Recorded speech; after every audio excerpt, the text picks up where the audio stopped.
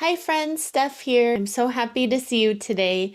I wanted to share a little bit more today and talk about what happens when our brains and our nervous systems get stuck and then how to shift out of that. So for a lot of us, sometimes we have an experience in life where our brains just kind of get stuck on something, whether it be a fear, a phobia, a habit, whatever it is, right? And it's great when our brains are stuck on something we like, we're happy about it. We just, we're doing things on autopilot. Life is easy, right? But sometimes our brains get stuck on things that we don't like and we wish we could change. And so sometimes when we want to go about changing these old habits, old thoughts, old beliefs, whatever they may be, we come up to some resistance when we're trying to change them, right? Like when we try to think our way out of something, if we have a belief like, oh, I don't feel like whatever I do is good enough,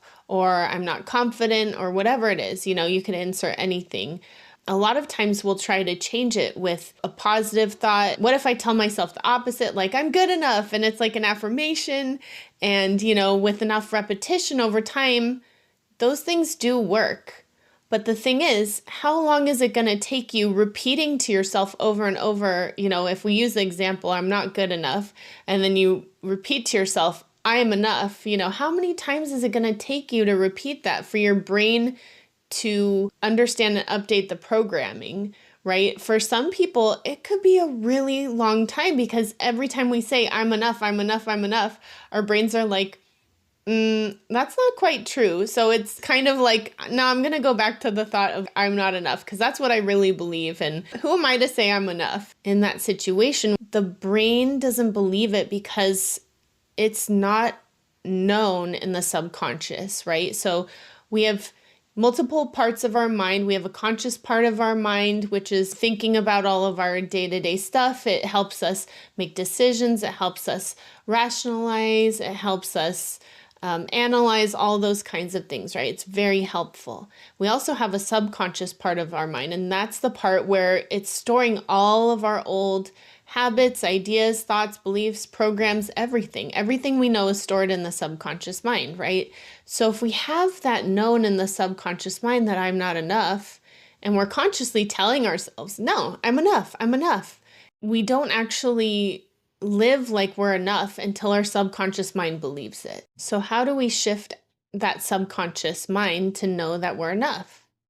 Well, like I said, you could tell yourself over and over and over with repetition. Eventually one day, you might start believing it, But alternatively, giving yourself the experience of what does it feel like when I'm enough, right? We want to give ourselves those experiences because every time we do, we're teaching ourselves something new, what it feels like. And the more the brain feels like, oh, this is what it feels like to have this experience, it updates the subconscious programming to fully believe and embody that.